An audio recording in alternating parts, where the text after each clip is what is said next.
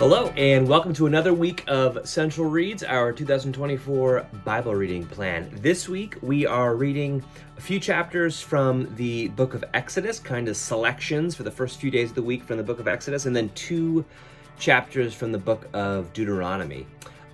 This is kind of skipping around a bit, but it's actually a really important week of reading. It's where we see the Ten Commandments, both in Exodus and in Deuteronomy.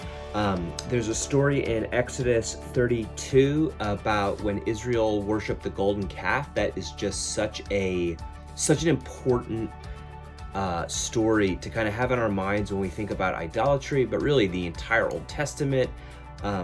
Just this idea that when God is absent, when God seems absent, we replace God very quickly, and we worship that which we create. We worship the creature rather than the creator, as Paul says in Romans, and it's that which is at the core of everything that goes wrong. When we worship the wrong thing, when we worship the creature or the created rather than the creator. So make sure to read it carefully. It's so good.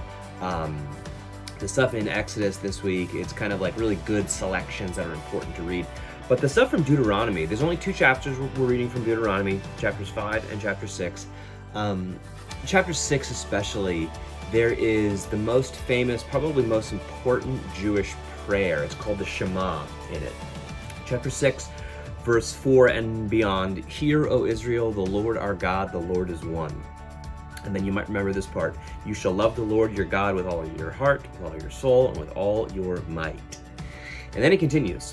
"Keep these words that I am commanding you today in your heart.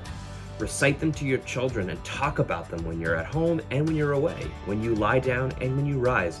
Bind them as a sign on your hand. Fix them as an emblem on your forehead. Write them on the doorposts of your house and on your gates." This is the way that God's word is meant to be inside of us. We are to put it in our hearts. We're to talk about it. We're to, write it on our wrists, like on our hands, on our forehead, put it on the doors of our house and on the gate, so that when we're coming in and when we're going out, we're reminded of God's word. Honestly, this is why we did this Bible reading plan this year, so that God's word would always be before us. We'd always be reminded of it. We'd always be hearing again and again what God has done, what God has said, these great promises. This dates back a long time ago, and it's just as true, just as necessary for us as people who are trying to follow God today. Anyway, have a great week of reading. Make sure to check out the Bible Project's videos, not only on Exodus, but also on Deuteronomy. And as always, if you have any questions, if you want to know more, want to talk about this stuff, reflect, please reach out to me. All right, have a great week.